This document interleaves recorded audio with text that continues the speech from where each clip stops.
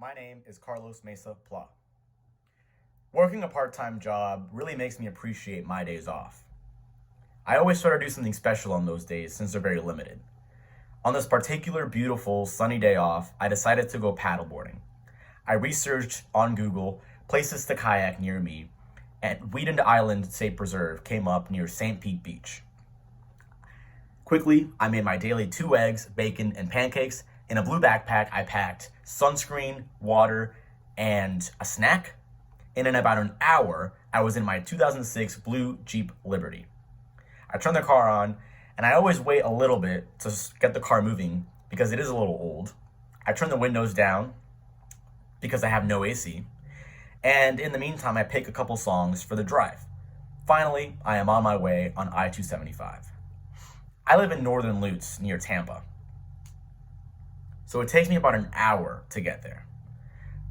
The car had given me issues before, but I was pretty optimistic, and the noise that it was making in the engine was pretty minor.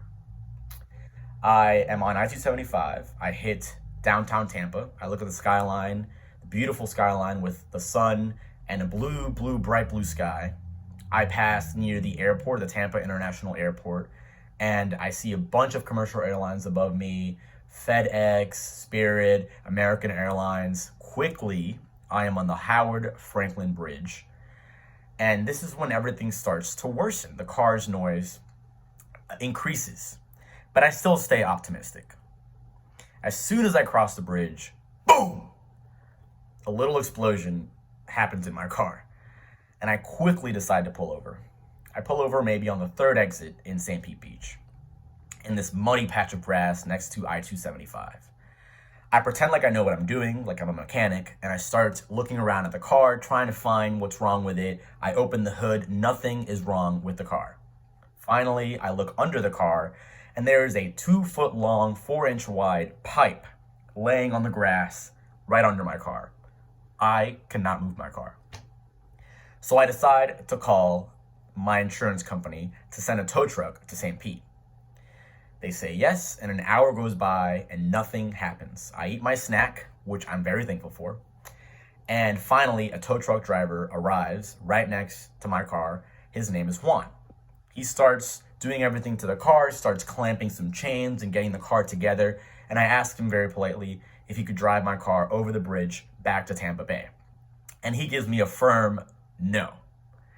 I say nothing. I start packing my stuff together. I put my paddleboard on my back, my backpack on my back. I have a longboard. And he tells me that he's going to leave my car in Dave's garage 10 blocks down this road. And I cannot ride with him due to COVID regulations. So I decide to go longboarding with all of this on me for a couple of miles to Dave's garage. Finally, I arrive to Dave's garage. Juan has dropped off my car and Juan is gone.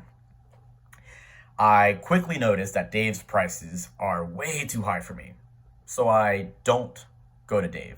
Instead, I make a phone call again to my insurance company and tell them that I need somebody to drive my car over to Tampa because I cannot afford these prices. And they say yes right away. Juan was being lazy.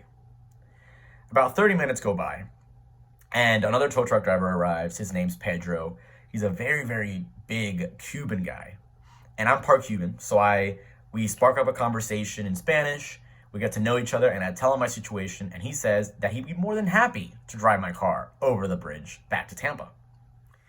Finally, Pedro and I part ways. He drives my car over the bridge, and I am again left alone in the middle of the road in St. Pete.